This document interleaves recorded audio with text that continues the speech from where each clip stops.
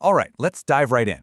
We're going to travel back about 400 years to look at a story that's part sci-fi adventure, part philosophical blueprint, and it's a vision that you could argue literally built the modern world we live in today. We're talking about Francis Bacon's unfinished masterpiece, New Atlantis. Okay, just picture this for a second. You've been on a ship for a year, sailing from Peru, trying to get to China. But the winds just turned on you. Now your food is gone, you are completely, utterly lost in some uncharted part of the South Sea, and you're basically just getting ready to die. This is exactly where Bacon's story kicks off, with a ship full of sailors who have absolutely given up all hope. And just when they're about to give up, they see it. Through the clouds there's land, a harbor, a city that looks well built. But this is no ordinary island. This is a place called Bensalem, a society so advanced, so incredibly orderly, and so totally hidden from the rest of the world, it might as well be on another planet. So their first contact is, well, it's pretty weird. A boat comes out to meet them, but an official just hands them a scroll. And on this scroll are rules, written in Hebrew, Greek, Latin, and Spanish. Right away, this tells you everything about this place. They're not hostile, but they are incredibly organized and cautious. They need to know if the sailors are pirates, if they've killed anyone recently. This is a society that is clearly built on some very strict principles. After they swear an oath, the sailors are finally allowed to come ashore. They're taken to a building called the Stranger's House. And get this, 17 of their crewmates are sick, near death. They're given some special water and these little pills, and almost overnight they start to recover. It's like a miracle. Then, they're told all their expenses will be totally covered by the state for 6 weeks. I mean, this isn't just hospitality. It's an unbelievable level of generosity with some kind of super advanced medicine. This amazing act of kindness just makes everything even more mysterious. The sailors are just baffled, right?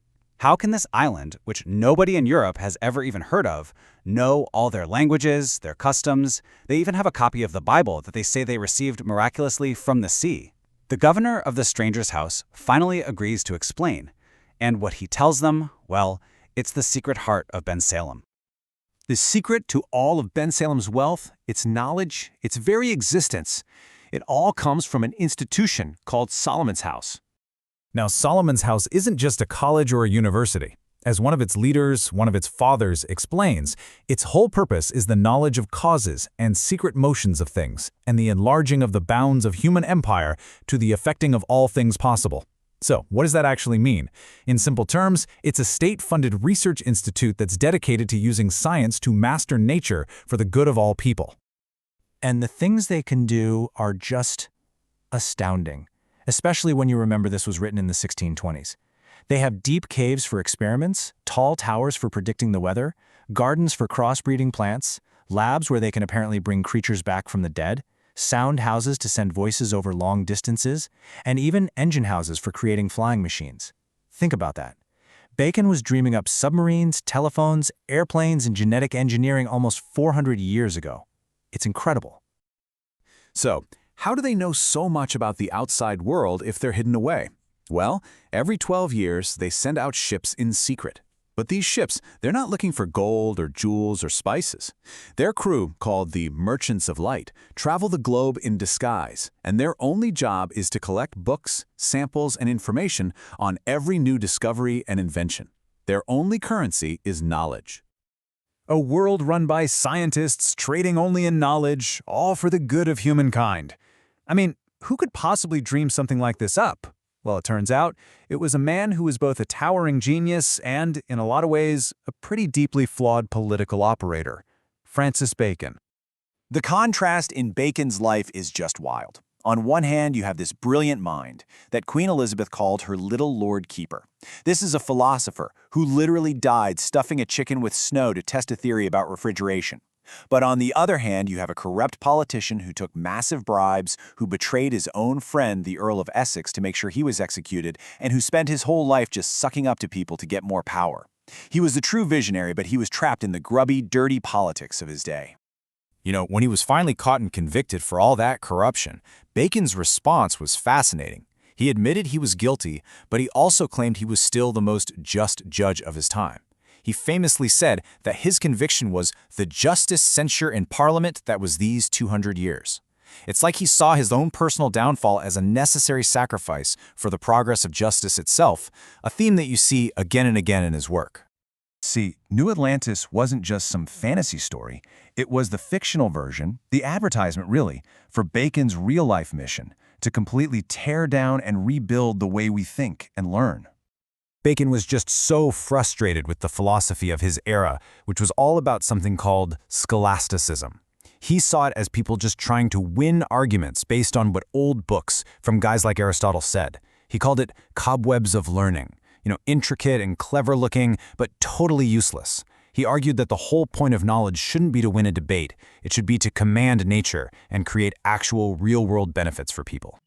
And that frustration led to his most famous saying, "Knowledge is power."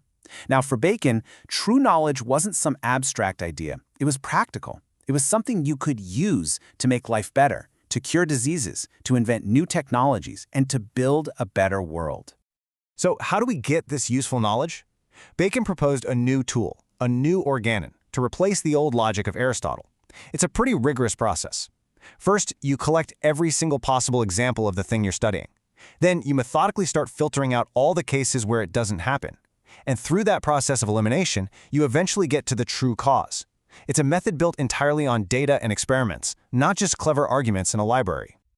Okay, so we have the fictional dream of Solomon's house on one side, and this real-world philosophical method on the other. So let's connect the dots and see how this vision actually started to become a reality. Bacon was actually pretty humble about his own role in all this. He saw himself as the guy who was just ringing the bell, signaling the start of a whole new age of science and calling for a massive, collaborative, organized effort to make discoveries, exactly like the one he dreamed up in Solomon's house. And his impact was, well, incredible. You can draw a straight line. Just a few decades after New Atlantis came out, the Royal Society of London was founded, and its founders said they were directly inspired by Bacon's vision.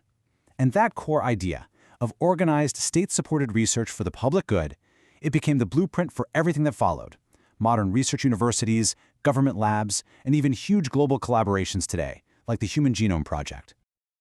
So, Bacon's dream of a scientific utopia really did become the foundation for our modern world. He imagined science as this purely good, purely benevolent force that would lead to endless progress for humanity. Which kind of leaves us with one last big question. 400 years later, living in the world that was shaped by the power he championed, how much of that perfect utopian ideal have we truly achieved?